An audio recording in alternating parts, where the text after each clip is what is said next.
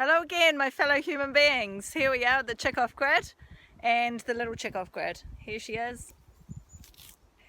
So we're just, it's a really super windy day again, so we've gone for a bushwalk and hopefully the acoustics down here will be really good and you'll be actually able to hear what I'm saying. Just going to have a bit of a chat as we walk, just about what it is to be off-grid and what being off-grid means, and completely off-grid and partially off-grid and such. I mean what the roots of a tree mean. And what the roots of a tree mean.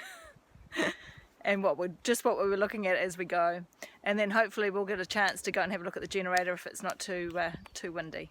Okay, so what it means to be off grid. When you're connected to mains power, and when you are connected to the grid, you are relying on someone else for your power supply, for your water supply, for your wastewater supply. You're paying them for that service, and for its connection and for it to be fixed, I guess, as well.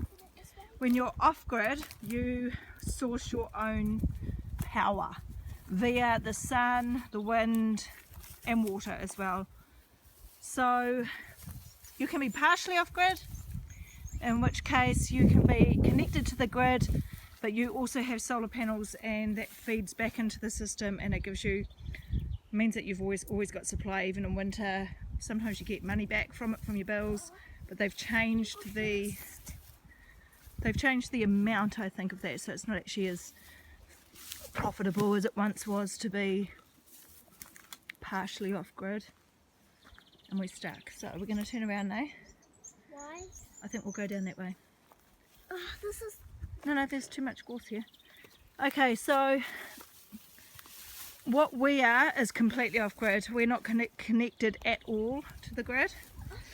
We source our power from the sun and from the wind. We've got a wind generator as well as solar panels, and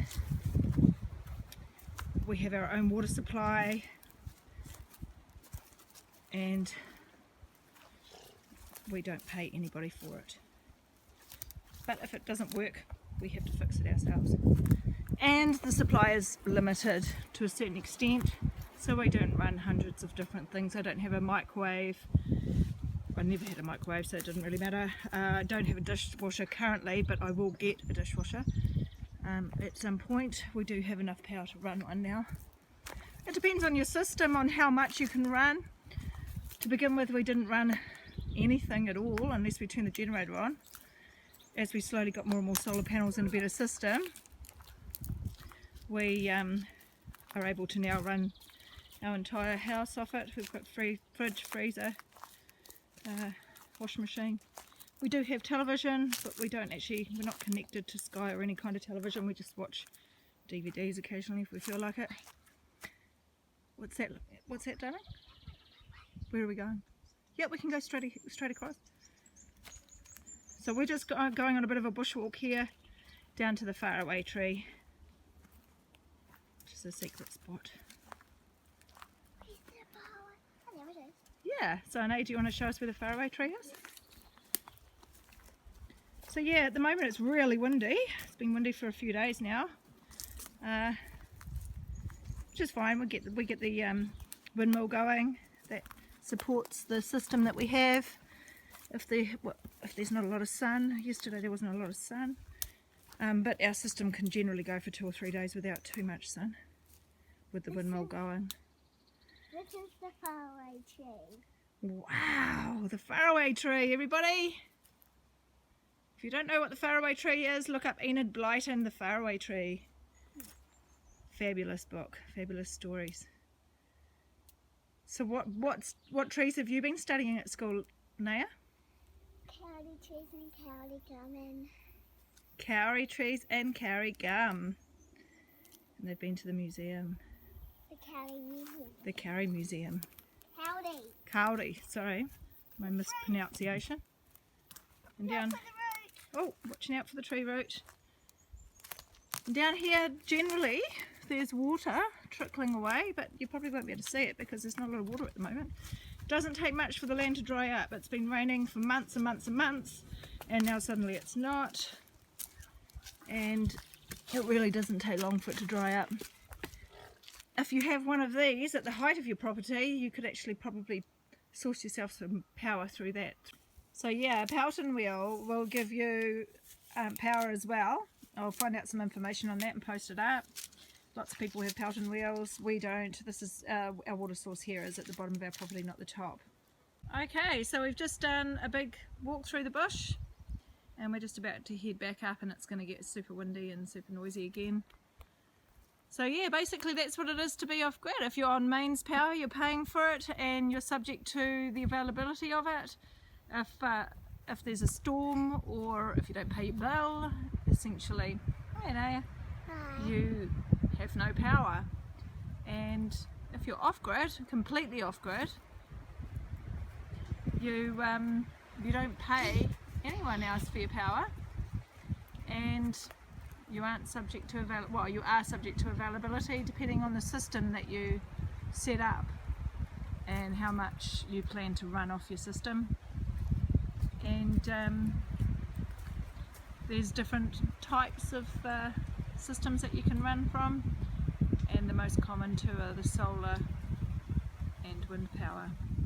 It's just absolutely beautiful in here, lots of new growth which is stunning, and lots more to see. So we'll probably walk down here again because we get wind a lot.